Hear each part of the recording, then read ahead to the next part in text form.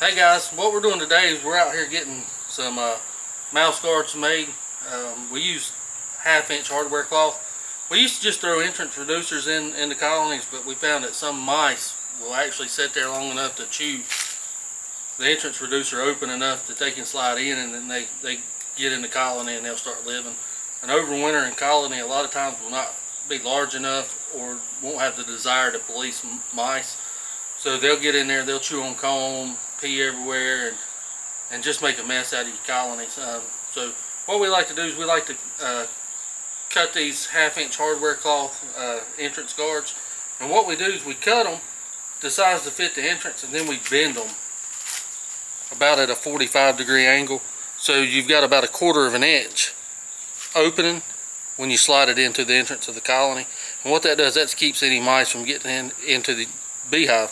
A lot of times the 1/2-inch, you know, I don't want to risk it with the 1/2-inch with a mouse getting in there. So that's what we're doing today. We're also cutting some hive elevator strips, and what these do is we have a lot of hives on pallets. That's our bread and butter is pallets, but a lot of times we'll use bottom boards when we don't have pallets made up or ready. We'll just order bottom boards, you know, as we need them.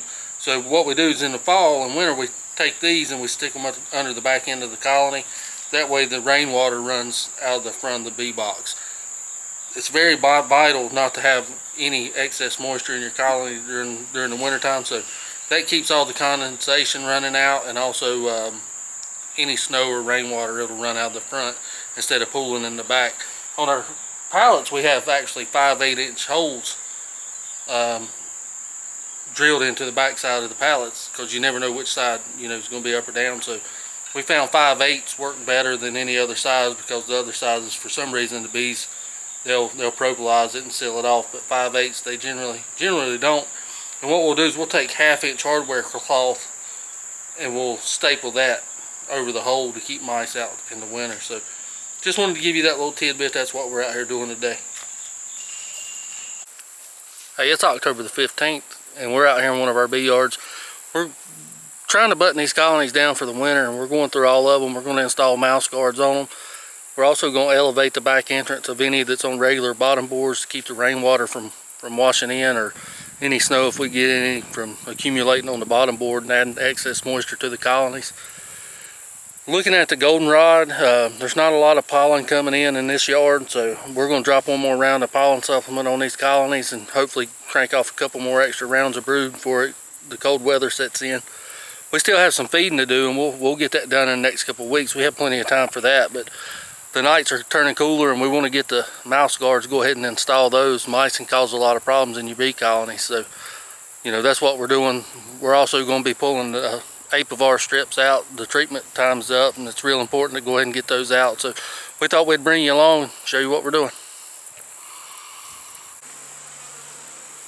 So what he's doing, he's putting a mouse guard in, and he's going to trim it to fit the front entrance of the colony. All of ours are not the same, so we just cut them in one size, and then we trim them as we go. Basically you'll bend it at a 45-degree angle and you'll slide it into the front entrance, and that'll create a 1/4 inch opening for the bees to pass through, but no mice can get into the colony. This colony here, we're not wasting any more time with it. It's got a fair amount of bees in it, but I looked at the brood pattern. There's some eggs and larvae, but nothing capped. So this one's a goner on this side, the pink box with the blue lid. So that's what we're doing. We're going to move through this yard, and we're going to keep putting mouse guards on until we get all those down. We're also throwing the supplement to them. So we got a lot of work to do, but we'll tell you what we're doing as we go. This is what we're using to elevate the colonies. These are on regular bottom boards, so the ground's not always level, and we want to keep any condensation or water flowing out the front of the box. So all we're doing is we're going to lift these boxes up a little bit and slide this 1/2-inch piece of board down so the entrance is elevated and the water flows out the front instead of out the back.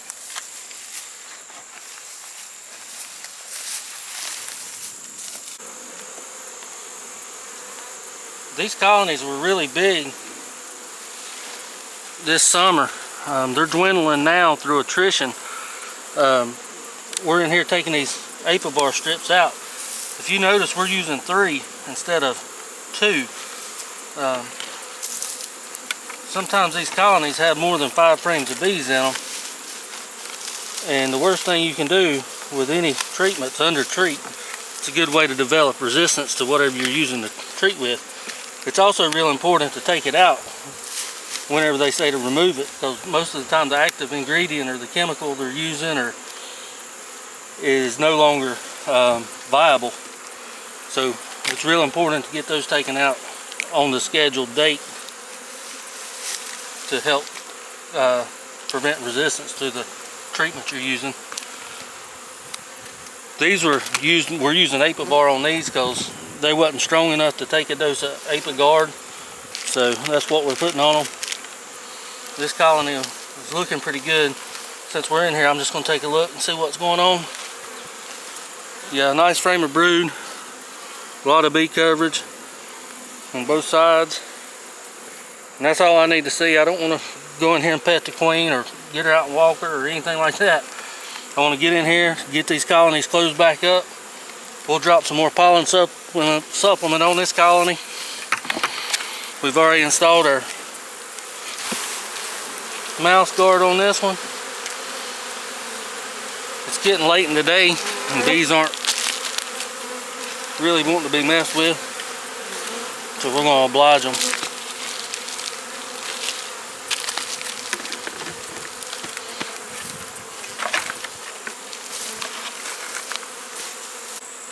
I'm not sure if the camera can pick it up, but plenty of pollen stored in here, but we're still going to throw them some pollen supplement so they don't have to dip into the reserves.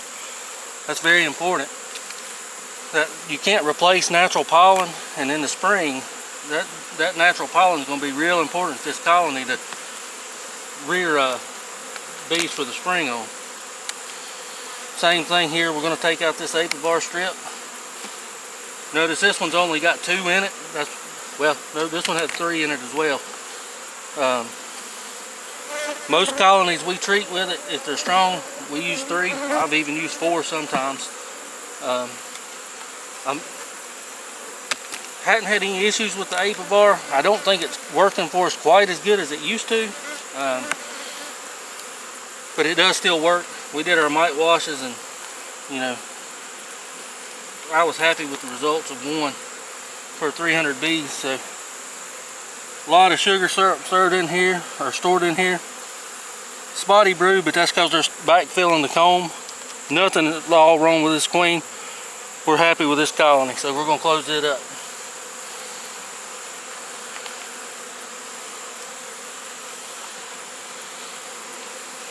It's not supposed to be this hot in October. We're sweating.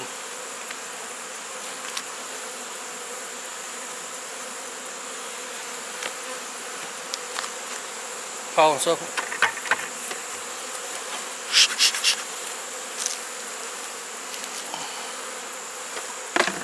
Grab those strips, put them in the bag first. And you want to be as quick as you can.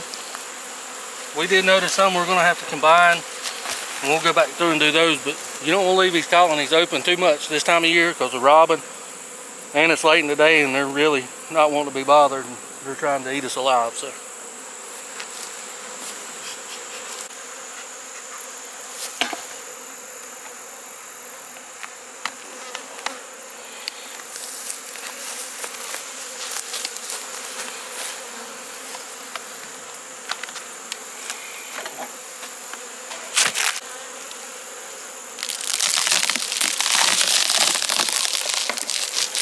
this is one of our good strong colonies here.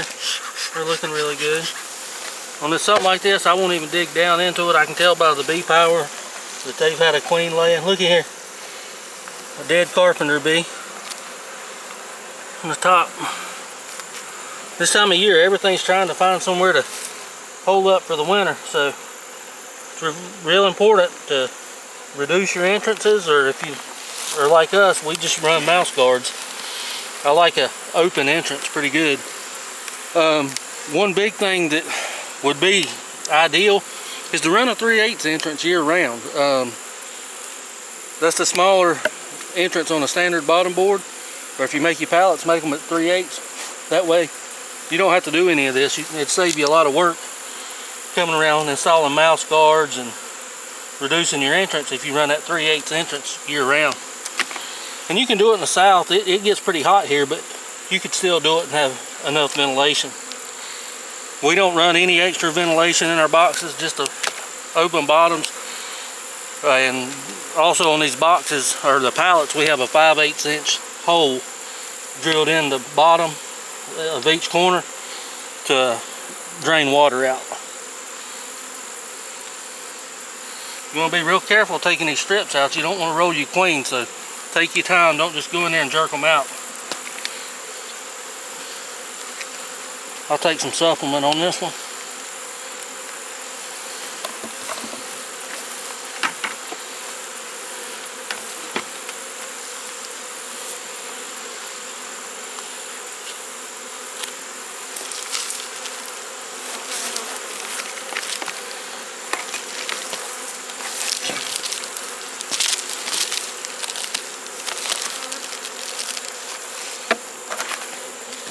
And this colony here will be off to the races come springtime.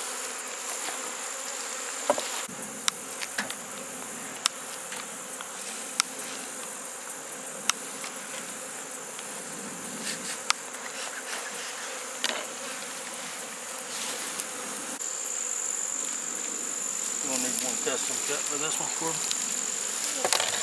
Right.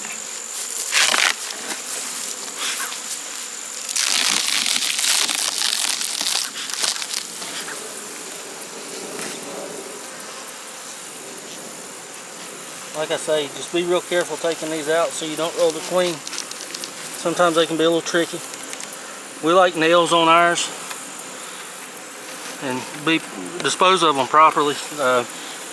Don't just throw them down in your yard. You know, they are toxic to aquatic life, so you don't want any runoff going into any kind of water source or water stream.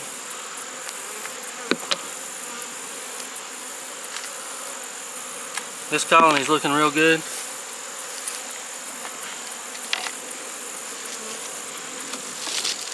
This is about the size patties I like to give in small hive beetle country. Stronger colonies can eat more, but we like to stick with about 1/2 pound.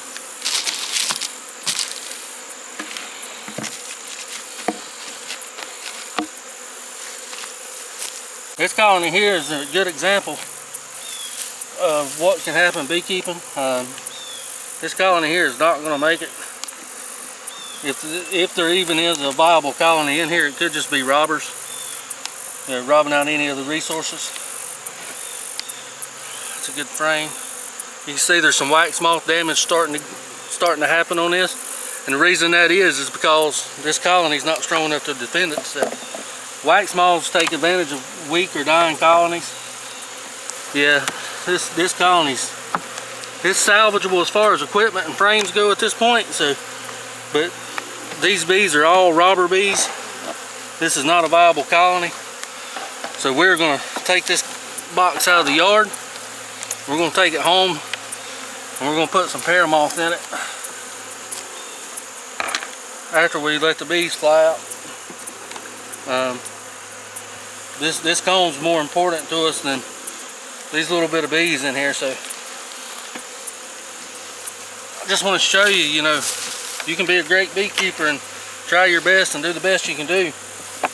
And sometimes Mother Nature just isn't on your side. I'm sure it was a queen issue more than likely that we didn't catch.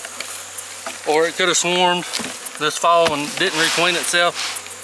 Or she could have swarmed and came back. Or not swarmed and came back, but the queen could have left and went on a mating flight. Went in the wrong box. It's just hard to tell. But either way, this colony here will go home with us today. And we'll get it squared away. Probably some small hive beetle larvae down in here. A dead bee. There's a hive beetle. We'll go ahead and kill all those we see. This is actually a good shot to show you the holes we keep in the back of our pallets. And what that does, that just allows moisture and rainwater to get out. If you do a 5/8 hole and cover it with hardware cloth, the bees won't seal it up.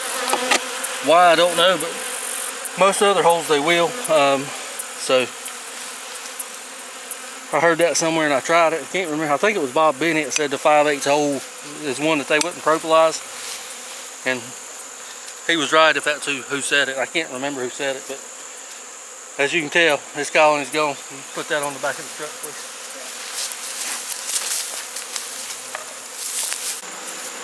This colony is the one that's beside that one that was dead that we took out off the pallet. They're doing great. Just goes to show you, we would have treated this colony the same way we did the other one. It just wasn't in the cards for that other colony to make it.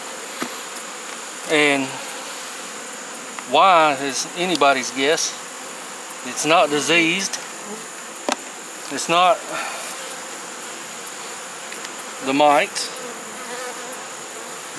This colony is full of bee bread and stores. Not as much brood being reared as I would like to see, but these colonies are naturally going to slow down this time of year. There is some brood where they have room to put it. A few bees hatching out. I'd like to see this colony with some good larvae, and there could be some in here on over. We'll just have to check it and see.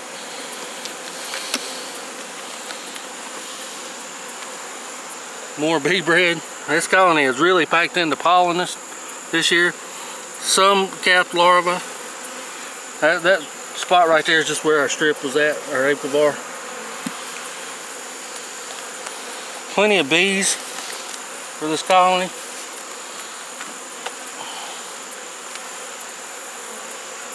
Okay, we've got eggs and larvae on this side. This colony's doing great, right where I want to see it. More larvae here. More of the same over there, but that's as far as I need to go. I just mainly wanted to show you, you can treat two colonies the same and one do great and the other one not make it. It's just the way it goes sometimes. Don't despair if you lose a colony. Your biggest investments in your boxes, your frames, your foundation, and all the little gadgets you need. Your smoker. You can always get more bees to put back in your boxes.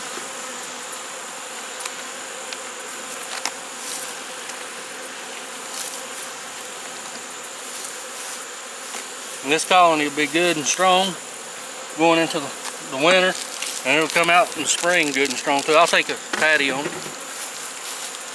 Thank you. We'll give them something else to eat. And like I said, we're not finished feeding these colonies. I'm not expecting them to be up to weight yet.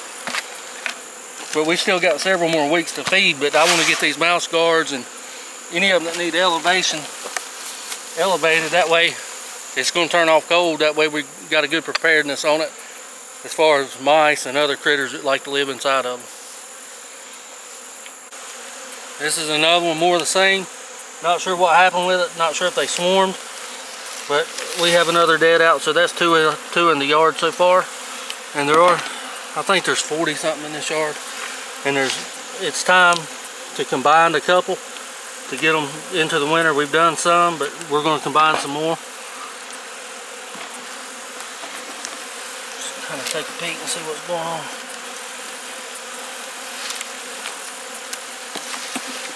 I'm glad we caught it when we did, because all this comb is still usable, but it wouldn't be in another week or two, I'll tell you that.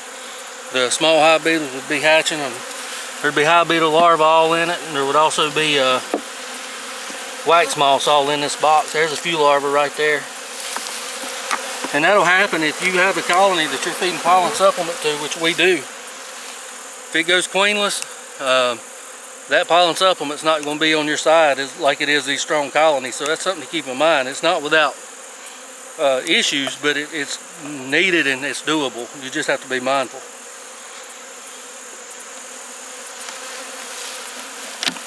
Same with this box. It'll go home with us today.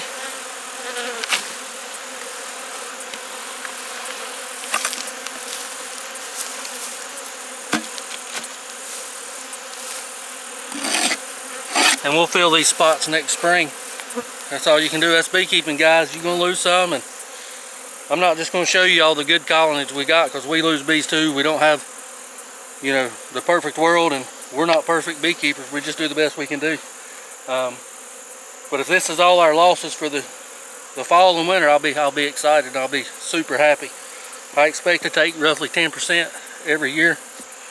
As long as it's no more than that, I'm okay. If it's more than that, I start worrying. I start calling people that know more than I do and say, hey, what am I doing wrong? So don't be afraid to reach out to people that know what they're doing. Educate yourself and get all the knowledge you can on bees, because there's some great resources out there. There's some great beekeepers that we can all learn something from.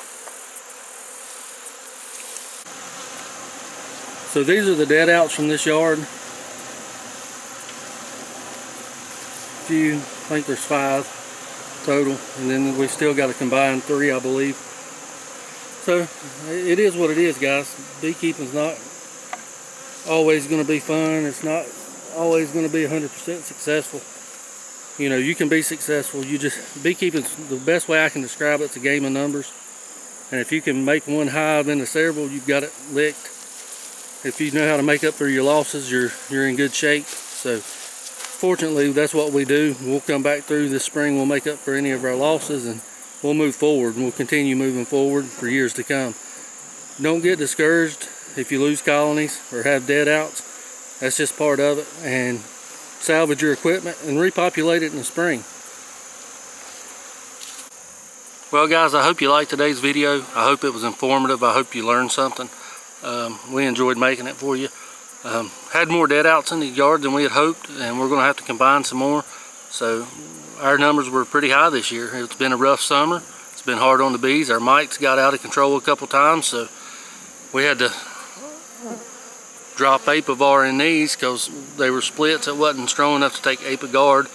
So it's not quite as effective as it used to be, but it still worked good, and it gave us about a mite count of 1, maybe 2 on each colony. We'll come back through here again in December. We'll give them some oxalic acid, probably 3 rounds of it. Get them cleaned up real nice for the springtime.